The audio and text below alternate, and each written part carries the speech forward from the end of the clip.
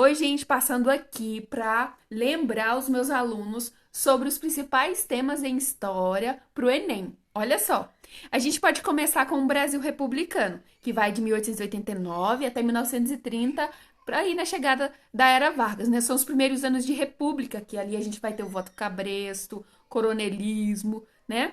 E aí depois a gente pode destacar a Era Vargas no Brasil, que vai de 1930 a 1945. Depois a gente tem um período que a gente chama de populismo, que também é bem importante, né? Segundo o governo Vargas. E também, depois desse populismo, a gente vai ter aí a ditadura militar. Então, a partir dessas ideias republicanas, eu vou destacar Primeira República, Era Vargas, a ditadura militar e, claro, esse processo de redemocratização que também é muito importante. Quando a gente fala de ditadura militar, o Enem, ele gosta muito de cobrar sobre os direitos humanos.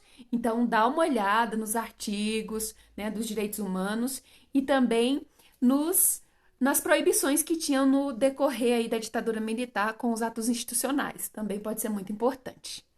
E assim, além do período republicano no Brasil, a gente tem que dar uma olhada no Brasil Império. Segundo Reinado, que é muito importante, Guerra do Paraguai, ali a gente tem abolição da escravatura, vai ser feito várias leis, então é importante ver isso também. Primeiro Reinado, período regencial, as revoltas, cabanagem, sabinada, balaiada, farroupilha, todas elas são bem importantes. O Enem, ele gosta de cobrar sobre essas transformações que ocorreram no Brasil.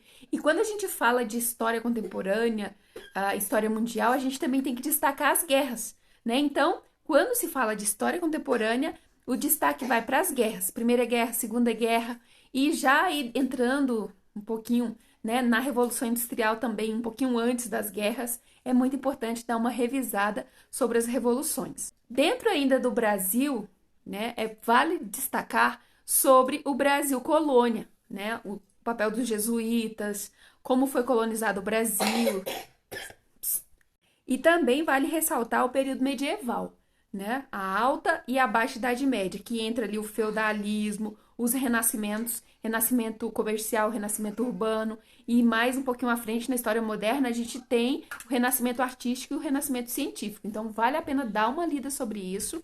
E para fechar, cultura greco-romana, né? A questão da democracia na Grécia, depois algumas características da República Romana, elas também são importantes aí para o nosso dia a dia. Então, assim, na prova do Enem, você tem que estar ligado nos conflitos internacionais. Eu anotei alguns pontos aqui, as transformações da sociedade, né? E relacionar os fatos com acontecimentos atuais. Então, você estuda um fato passado e relaciona as influências dele no nosso dia a dia. E, claro, tá atento em como essas transformações, enquanto esses fatos, eles vão afetar o nosso mundo.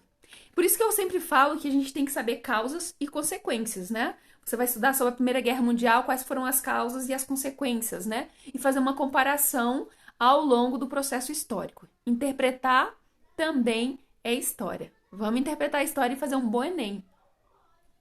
Estude!